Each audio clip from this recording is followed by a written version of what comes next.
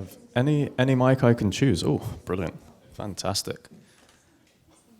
Okay, welcome everyone. Really great to see you. First of all, good morning, GM, as people say in crypto land.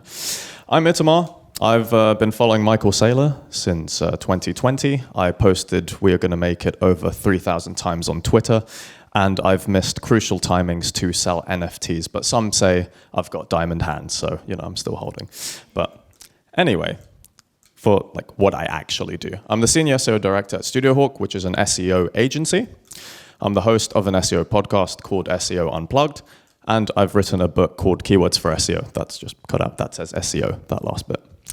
Today we're going to be talking about an introduction to Web3. We're then going to be looking at, suspense, my goodness, tough. The shift to decentralization. Then we'll be looking at marketing in a Web3 world. We'll also then be looking at consumer privacy and ownership, and then some challenges and opportunities. And if we've got time at the end, we are going to be holding a suspense is actually killing me. Moment of silence for all the paper hands who are not going to make it, if we have time. So, this is quite the thumb workout, won't I? Introduction to Web3, just because, for those people who aren't sure, Web3 is a decentralized internet built on blockchain technology, where users essentially control their own data, identities, and their assets. So, what does that actually mean? So when we refer to decentralization and decentralized, it means that there's no single entity that has control or authority has control. Right? It also means that the power is distributed across a network of nodes, and it reduces censorship and monopolistic control. So that's pretty useful, right? Very advantageous. Now, blockchain, what does that mean? Secure digital ledger of linked data blocks.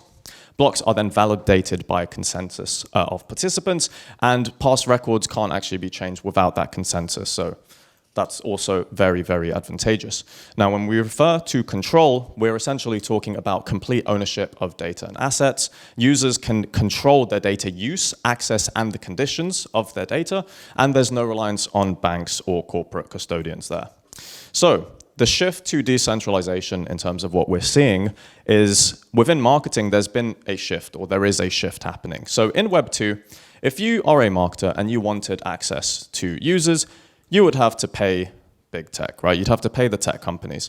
But in Web3, this is changing. So in Web3, you actually don't need to do any of this,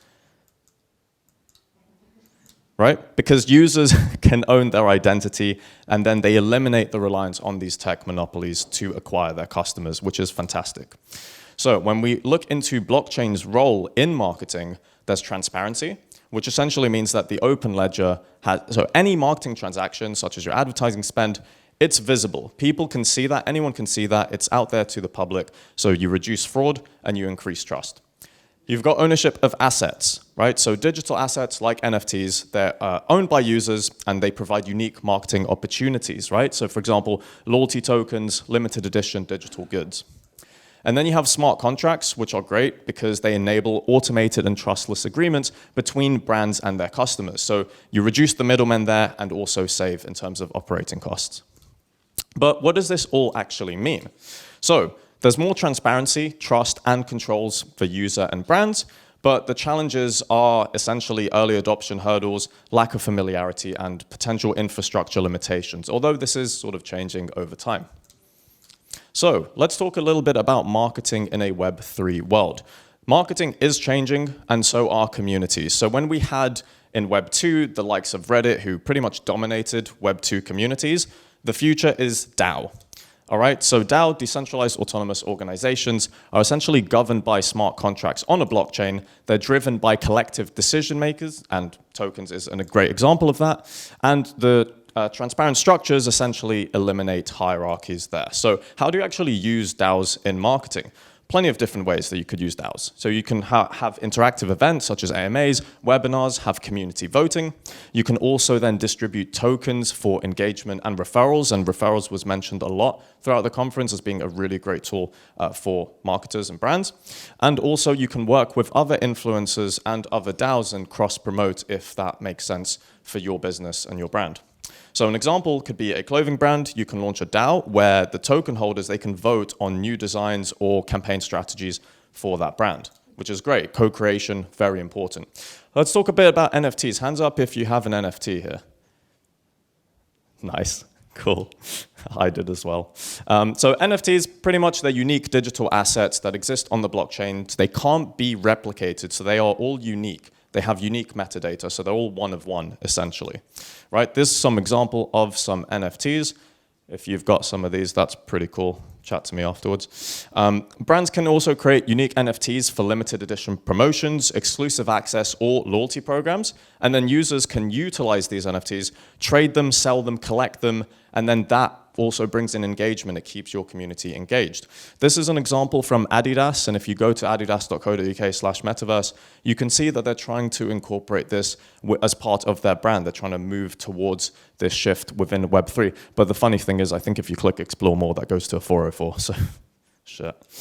So anyways, one example could be if you're at a restaurant, you can show an NFT, and then you can get like 50% off your bill, which is great, right? And then if somebody else comes along and they don't have the NFT, then they pay full price, and then it's just like, have fun staying poor. So NFTs and tokens essentially drive that community engagement. And customers can also earn tokens if they participate in surveys, create content, and promote the brand in general. And these tokens as well can also be staked, so they can be locked into the blockchain. And essentially that is beneficial because you can earn additional rewards if you do that as well. So the pros for this, you essentially eliminate the middlemen, you have direct relationships between brands and their audiences, and you have clear compensation through tokens, for example. However, the challenges are the learning curves for brands and consumers who might be unfamiliar with the way Web3 works, the tools, and the mechanics of it. So consumer privacy and ownership, SSI. So SSI, it's not what the government wants you to think it is. It's not surgical site infection.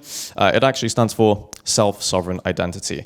And what that means is, in Web3, the users control their own digital identities and data through blockchain solutions, right? So it means that consumers decide exactly what types of information they're willing to share with brands.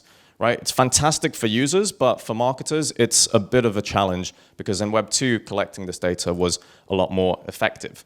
So if you're a marketer, you do need to request permission to access user data and obviously the incentivizations, right? The tokens, rewards, other types of incentives in exchange for that data. So we're moving away from the sort of third-party data, which is tracked without full consent, as we've seen a lot in Web 2, and moving towards first-party data, where users do retain control over the data, and they can also revoke the access anytime they want.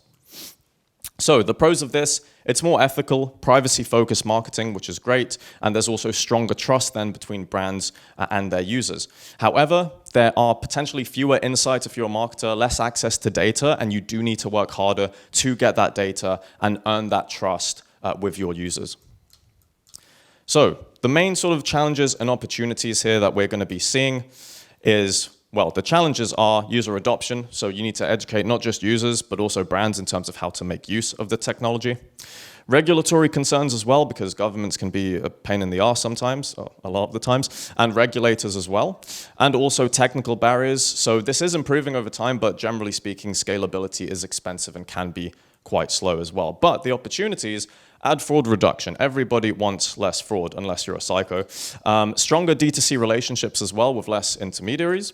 And, I skipped that. New revenue models as well, so tokenized assets, NFTs, as well as some future opportunities for brands looking to market their services. So just a moment of silence for the paper hands who's not going to make it.